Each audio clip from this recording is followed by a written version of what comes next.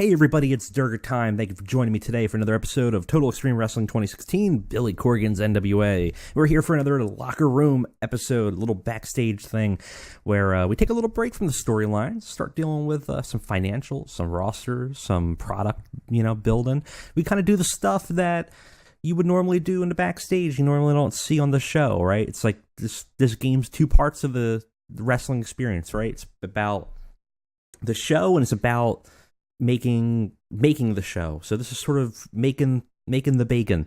I love doing these. You guys seem to like doing these, so this seemed like a good time to do it because we are done with Starrcade. Starrcade is over, gone, kaput until we decide to bring it back. Our financials still kind of crappy, and we are looking at reducing the schedule, reducing the workload a little bit.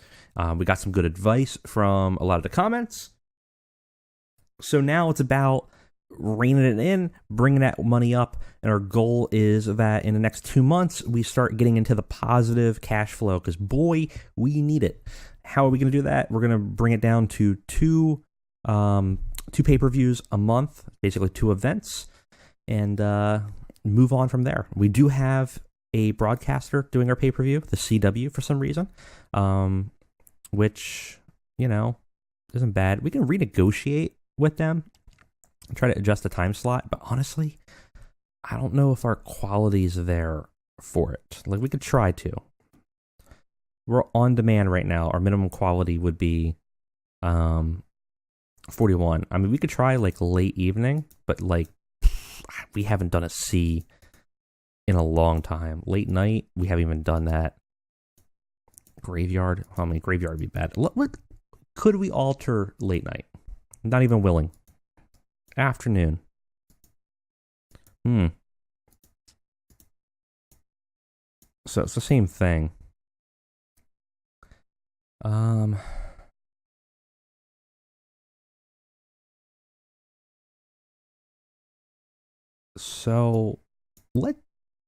you know what? On demand, according to this, on demand could be as good as prime time, but at its worst, it's worse than the graveyard. I would suspect that we're probably at graveyard. So why don't we bump up to afternoon? The requirements are the same. Yeah, that looks good. We got 6 months on that contract. I think that's a good deal. That's going to give us a little bit of a bump. We could always negotiate back to on demand, but I have a suspicion that we're probably doing less. What have we been getting? I think 0.02.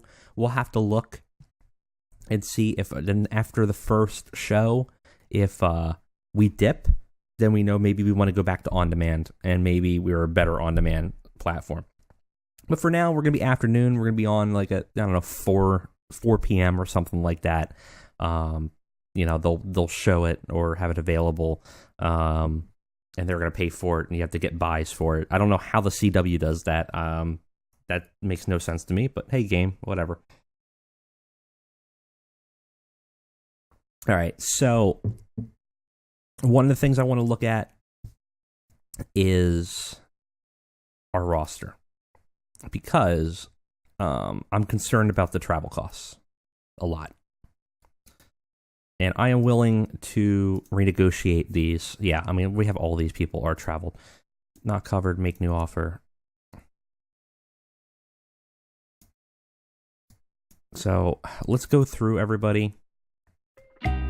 Okay, so I noticed something that I did, so I kind of undid it because I didn't realize that I was not modifying their original contract. I was making new ones, and I was giving them too much money. So I rejected all of them, which should be fine, but there's a minor period of time that can cause a problem. So we'll have to just jump ahead of time a little bit, and we'll make sure it looks okay. Well, guys, I think that's it for me today. That was a good look in the locker room. I think we got a plan going forward. We know what our schedule is going to be. We know we got to wait a little bit to get those contracts because I screwed that up, but it'll be okay. We got some of them going, and I'll see you guys for Championship Wrestling presented by NWA in just 10 days. It'll be fun. Let's see what the future for the summer of NWA holds. Thank you guys for watching. See you around.